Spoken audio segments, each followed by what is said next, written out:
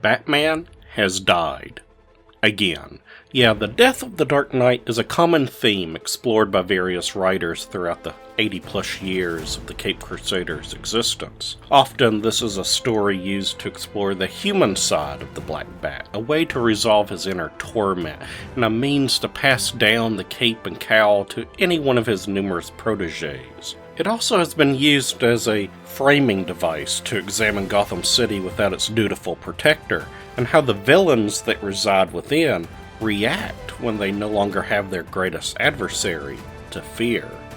Gotham Knights ticks all of these boxes, and then some, putting players behind the masks of four of Bruce's most notable wards as they attempt to solve the mystery behind his death, find peace in losing a hero and father figure, and ultimately become the knights Gotham deserves. Comic fans and video gamers alike should have been excited for any new game in the Batman universe, but for several reasons, Gotham Knights gave fans more reasons for caution than optimism. First announced at DC Fandom in August 2020, the game was originally slated for release the following year on PS4, PS5, Xbox One, Series XS, and Windows. However, by the following summer, the game was pushed into 2022, and eventually all last-generation versions were cancelled completely. This didn't bode well for the state of its development. Secondly, while the game looks and plays a lot like the acclaimed Arkham franchise of games by developer Rocksteady, Gotham Knights is actually unrelated to the Arkham games in any way. Oddly, WB Games Montreal, the team behind Gotham Knights, did work on the Wii U port of Arkham City, as well as create their own chapter in the series with Arkham Origins, so only muddies the waters as to why Gotham Knights is in its own isolated story. Fans wanting a new title from the developer of the Arkham games weren't just let down once either, as Rocksteady's very own Suicide Squad, Kill the Justice League, was revealed at the very same show as Gotham Knights, and fans weren't particularly thrilled that neither title let you play as Batman, and both games dealt with the concept of the Dark Knight being dead. To add even more confusion, in December of 2021, Warner announced that a television show was being produced for the CW titled Gotham Knights, and featured a group of four youths attempting to solve Bruce Wayne's murder. Surely this was an adaptation of the video game, right? Nope. This was another entirely separate project that just happens to share the same name and similar premise. Lastly, Warner Bros. Hasn't made it a secret that they want to include live service features in most all of their video games as of late. Games such as Middle-earth: Shadow of War, Back 4 Blood, Mortal Kombat 1, and the aforementioned Suicide Squad, Kill the Justice League have all featured games as a service features, much to video gamers' chagrin, and Gotham Knights is no different. I've covered live service games previously, but in short, games as a service relies on players forking over real cash or spending much longer time than usual playing the game to receive rewards. It's a controversial part of modern gaming where publishers love the fact that when it works, it can mean huge financial gains, but most gamers bemoan the fact that it adds artificial length, difficulty, and hurdles to actually obtain the full content. While WB touted live service as a selling point, many looked at it as a big flashing sign that read, "Stay away." Still, Gotham Knights only borrows from the live service model. It doesn't include any microtransactions, the multiplayer isn't required, and the entire game can be completed solo and offline. With all that said, Gotham Knights didn't live up to Warner's lofty financial and critical goals, and just over a year later, the title is all but forgotten in gaming circles. But is that warranted? Should Gotham Knights deserve another look? That's exactly what I aim to do with this video. But before we begin, be sure to that subscribe button, that like button, that alarm bell because, holy trash or treasure, Batman, we're examining Gotham Knights. Gotham Knights opens with Batman falling at the hands of his longtime nemesis, Ra's al Ghul. Just as his heart beats its last, the Caped Crusader sends a pre-recorded video to his sidekicks. Dick Grayson, the original Boy Wonder and now the hero Nightwing. Jason Todd, the second Robin, who was killed by the Joker but resurrected as the anti-hero Red Hood. Barbara Gordon, the skilled daughter of Gotham's former commissioner and known as Batgirl. And Tim Drake, Batman's current protege and the third to go by the name Robin. He tasks them with overcoming their differences, uniting for the greater good, to protect Gotham City from all the harm that is sure to come in his sudden absence. Gotham in the story is as broken as it ever has been. With the bat-gone criminals such as Penguin, Mr. Freeze, Clayface, Harley Quinn, the Court of Owls, and the League of Shadows have all descended to pick apart the carcass that is Gotham City. What's more is that before Batman's demise, Arkham Asylum burned to the ground, leading to Blackgate Prison to overfill and become the site of constant riots. And to top it all off, Gotham's righteous Commissioner James Gordon was also killed, causing corruption to sink its teeth back into the city's police force. It's a violent cocktail of a situation for the newly formed Gotham Knights to handle with care, or risk igniting a powder keg that could see the city itself laid to rest. Players will get to control any one member of the Gotham Knights at a time, setting out into the city in shifts to complete missions, stop crimes, and explore Gotham's dark alleyways and neon-caked rooftops. It's commendable that the developers were able to make each of the characters feel wholly unique, yet similar enough that players will be comfortable switching between them so frequently. Each knight has their own specialization that translates to their skills and fighting style. Nightwing is an acrobat, trained to evade attacks and deliver swift hits of his own. He is a master of wielding two eskrima sticks, using them to soften up enemies before finishing with an acrobatic flourish. One of his abilities sees him spring forward and pounce on a foe, then launching into the air to evade or find another target. Another allows him to perform a series of backflips that lets him continuously dodge most attacks. Nightwing also has a breakdance move that can pile on the damage to whole groups or spell doom for a single foe. Batgirl is a whiz at gadgetry, employing her tools to make stealth and combat much easier. She uses her twin tonfas much in the same way as Nightwing, although she tends to hit harder and let her gadgets do the cleanup. Batgirl can summon a drone that will pelt enemies with rubber bullets and serve as a distraction. She is also an expert hacker, able to cause cameras, turrets, mines, electronic panels, and even guns to malfunction and sometimes turn on their handlers. Batgirl can also employ her grapple hook in battle, pulling weak foes towards her for an easy beatdown, or zip herself to heavier baddies and bring the punishment straight to them. Red Hood is a former assassin, thus he favors a more brutal style than his comrades. Armed with dual pistols loaded with rubber bullets, Red Hood can take on thugs from afar better than any other knight. Red Hood is able to aim down his sights, picking off baddies with crippling headshots. Another skill lets him grab a weak enemy and immediately take him out, while in turn reloading his weapons. Yet another move allows Red Hood to attach a concussion mine onto any grabbed baddies, turning them into a lethal bomb when thrown back into a crowd. Robin is the youngest and most fragile of the crew, thus he sticks to the shadows, excelling at picking off combatants one by one and launching brutal hit-and-run attacks. Robin uses his iconic staff to dish out justice, which he can swirl quickly in front of him, knocking down goons as he charges forward. If he's in a real tight spot, Robin can drop a projection of himself, serving as a distraction as he makes for a fast getaway. From the shadows, Robin is the only knight that can stealthily take down larger foes, or string them from a vantage point and leave them hanging. I really do like the setup.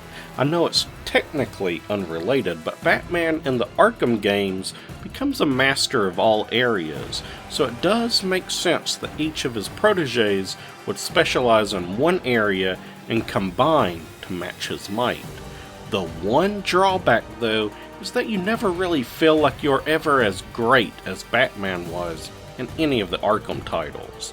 I understand it from a narrative standpoint, as the whole game is about trying to step out of Batman's ever-looming shadow, but for many players, I can see this being disappointing. The game does a fair job of mixing up the levels and situations you're in, too, so that all knights will have advantages in some situations and weaknesses in others. For example, many missions can be cakewalks if you maximize your stealth options, making things harder for Nightwing and Red Hood, and forcing them to duke it out with enemies once they are eventually spotted. However, most missions have at least one segment where you're put into an arena of sorts, having goons descend upon you, putting Robin and Batgirl at a serious disadvantage. The differences between the knights extends beyond the gameplay, as their varied personalities shine during story sequences. Over the course of the game, you will see the group frequently butt heads on how to handle things, support each other in times of crisis, celebrate small victories, laugh, cry, and bond like a real family. I was really surprised at the amount of character development that occurs across this adventure. Even each mission is subtly tailored for each character, with small changes to the dialogue and unique animations happening based on who you choose to play. Often, in games with multiple protagonists, I can detect when a mission was designed with a certain character in mind, but the developers have disguised that well here. As stated before, gameplay revolves around nightly shifts. Players will first choose a hero from their hub base, and then set out into the city to stop crimes and complete missions. Being the crime empire of the world, nearly every block of Gotham City will have one random crime occurring, ranging from stick-ups to gang beatings and so on.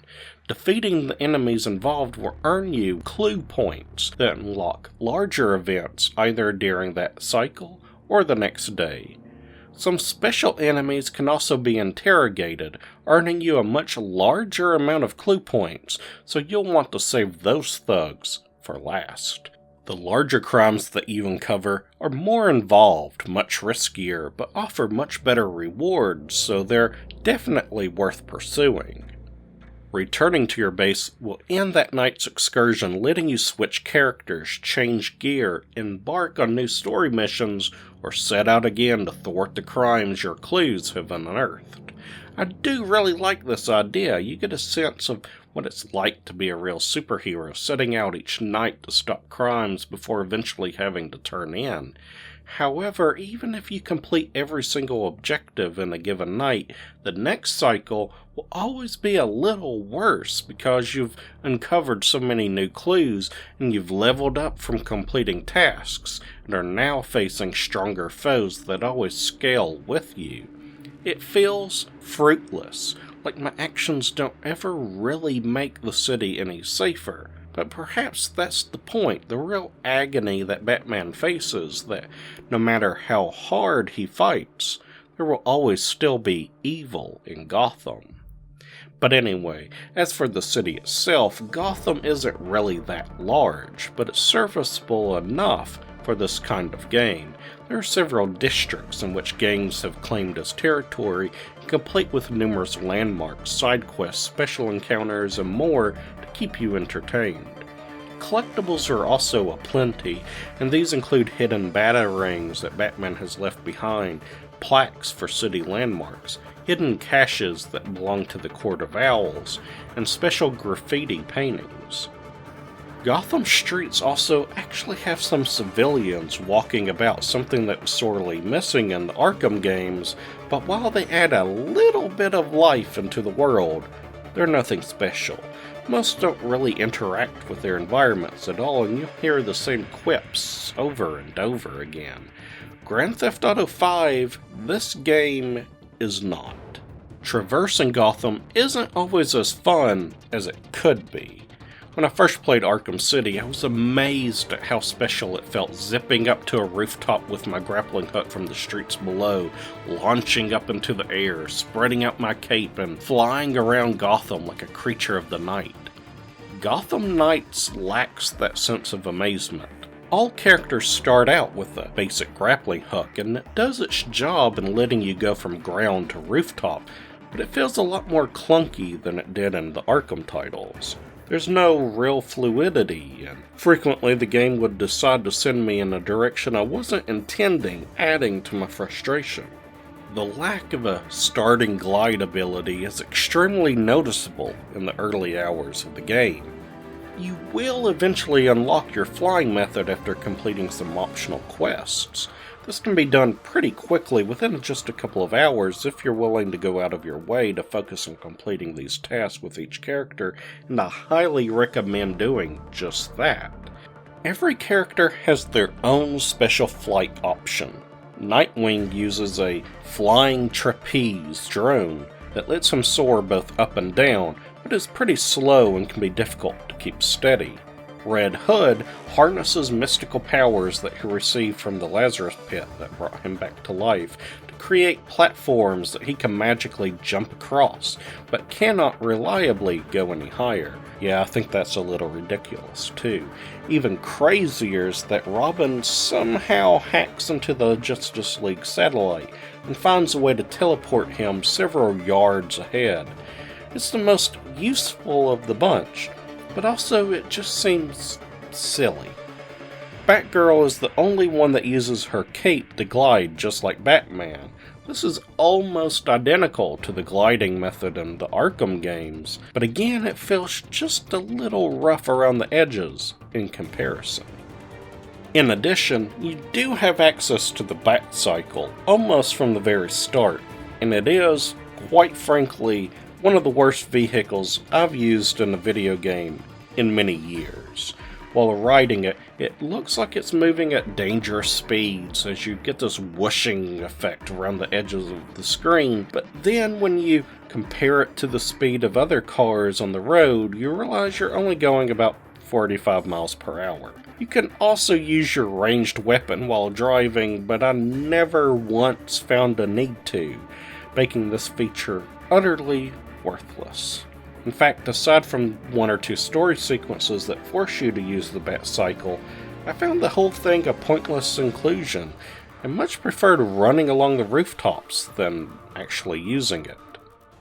Combat should be familiar to anyone who has played the Arkham games, as well as many of the early Assassin's Creed titles, Ghost of Tsushima, and the Shadow of Mordor Shadow of War games.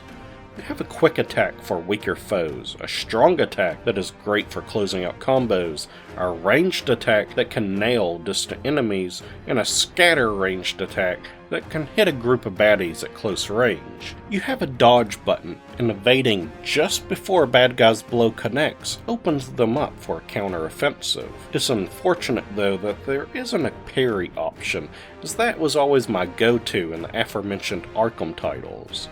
I also miss effortlessly vaulting over thugs like you can do in those Batman games, and I just thought that was really cool. Gotham Knights does include a grab command to the mix, letting you toss a foe back into another, finish them off when they're low on health, or interrogate them for a surge of clue points. Special attacks are no longer tied to a 2-button combination like in the Arkham games, but instead are activated by holding down the right trigger and pressing the corresponding button. I prefer this method, as it's a whole lot less clumsy and feels modern. As I covered in the beginning, Gotham Knights isn't exactly a live service title, but contains aspects of that formula. Defeating enemies, completing missions, and doing pretty much anything gives you points of some kind, be it for clues, experience, or materials for creating new gear. And it can be a little silly to find unseemly treasure chests while you're fighting crime in Gotham City. The amount of special outfits, weapons, and mods are dizzying, and I think this could be simplified a whole lot. Did this Batman game need to turn into Diablo with you constantly organizing your inventory after each mission? Probably not. I do like that there are plenty of different costumes for your knights to wear, from callbacks to classic attire or futuristic get-ups that make these sidekicks look like otherworldly gods. Multiplayer was heavily marketed, but isn't that big of a deal in the actual game. You can group up with friends or random players before setting out into the city, or turn on or off the function for random players to join your game anytime you're out in free roam mode. Gamers can group up to tackle any and all areas of the game, be it random crimes in the streets to entire story missions. The end game of Gotham Knights is where multiplayer is most effective, as the challenges ramp up exceptionally, and there is some free DLC that is made to specifically test your skills. Of course, the quality of rewards increases with the more players you have, and most everything can be done quicker and more easily as a group than as solo, but again, it's not all required. I frequently pointed out that despite Gotham Knights being perfectly fine, the Arkham games often do things better, and that includes the graphics department. Arkham Knight released 7 full years before Gotham Knights, and on inferior hardware, yet the last Arkham game looks leaps and bounds better than what's presented here. Arkham Knight has a more detailed world, better lighting, more particle effects, steadier frame rate, and a moodier art style than Gotham Knights. While I do like the greater emphasis on colorful neon lighting in this more recent version of Gotham, it's just not that impressive as a whole. It really looks like a game made closer to 2015 when Arkham Knight actually released, which is really strange. What makes things even odder is that the last-gen versions of Gotham Knights were cancelled completely, inferring that there's a version of the game that actually looked and ran worse than what's on the PS5 and Series XS. The sound design is at least a lot better, with the majority of the soundtrack composed by the band The Flight, an English music duo that have also helmed the Horizon franchise, as well as Assassin's Creed Odyssey, Alien Isolation, and the Netflix show Lockwood & Co. The majority of tunes take the heavy orchestral sound associated with superheroes and overlaying it with a heavy dash of synthetic sounds and a dark mood. There's also a synth pop rendition of the classic Peter Gunn theme, as well as a punk rock remix of Livin' La Vida Loca, both of which are oddly fitting for this wild detective story. Gotham Knights is far from a bad game. It has a nice storyline, interesting characters, fun combat, and an excellent soundtrack. Its biggest problem, though, is that it fails to live up to its spiritual predecessors in most every way. The masterpiece that is the Arkham trilogy, developed by Rocksteady, casts an impossibly large shadow to outrun, much in the same way that Batman himself is so large a figure that the Gotham Knights themselves cannot stand out on their own. I do recommend giving Gotham Knights a go, but do not expect it to measure up to the Cape Crusaders' greatest video game outings.